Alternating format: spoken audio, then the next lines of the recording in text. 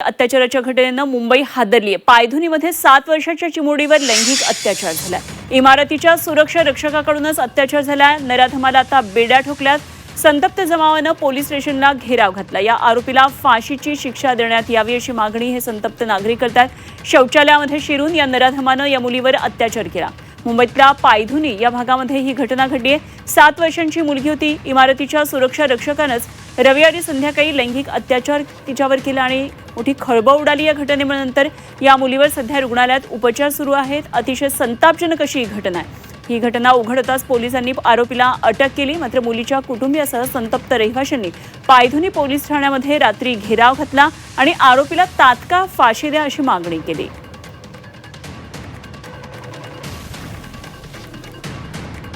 Hospital में बच्ची है, उसका अभी ट्रीटमेंट चल रहा है।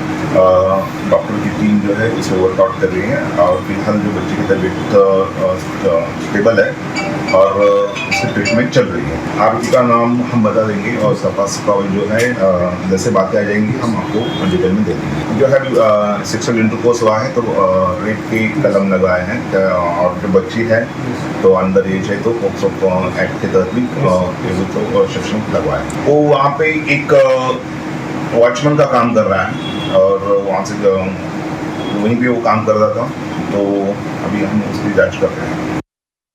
आणि या संदर्भात आणखी सविस्तर तपशील जाणून घेऊया। माझे सहकारी स्वप्नील जाधव सध्या आपल्याबरोबर जोडला गेलेला आहे। स्वप्नील, अत्यंत धक्कादायक घटना, मुंबई पुन्हा एकदा हादरली। चिमुरडीवर झालेल्या अत्याचार प्रकरणानंतर नागरिक संतप्त झाले होते। काल पोलीस स्टेशनला घेराव घातला होता। आज वातावरण काय आणि आज नेमक्या या संदर्भातल्या पुढे काय काय महत्त्वाच्या घडामोडी आहेत?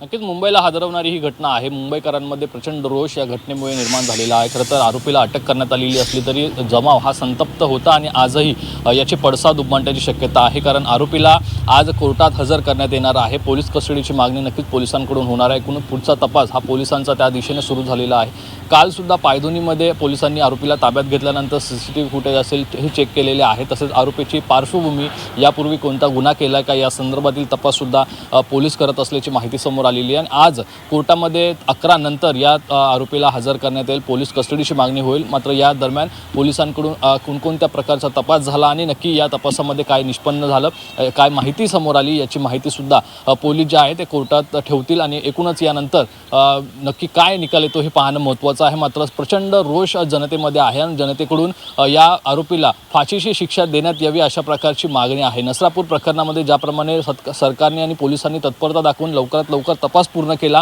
आणि आरोपीला फाशीची शिक्षा सुनावलेली गेली, त्याचप्रमाणे या मुंबईच्या केसमध्ये सुद्धा फाशीची शिक्षा व्हावी आणि त्याच्या तत्परतेने पोलिसांनी तपास करावा अशा प्रकारची भावना ही आता जनतेमध्ये आपल्याला उमटताना पाहायला मिळते। त्यामुळे आजच्या या युक्तिवादामध्ये पोलिसांकडून नक्की काय बाजू मांडली जाते आणि सरकारी वकिलांकडून नक्की काय बाजू मांडली जाते हे पाहणं महत्त्वाचं आहे। त्यामुळे आज दिवसभरामध्ये या वकिलाला कोठडी सुनावल्यानंतर पोलिसांचा पुढचा तपास जो आहे तो सुरू होणार आहे। ठीक, स्वप्नील, धन्यवाद दिलेल्या माहितीसाठी। स्वप्नील जाधव माझे सहकारी आपल्याबरोबर होते।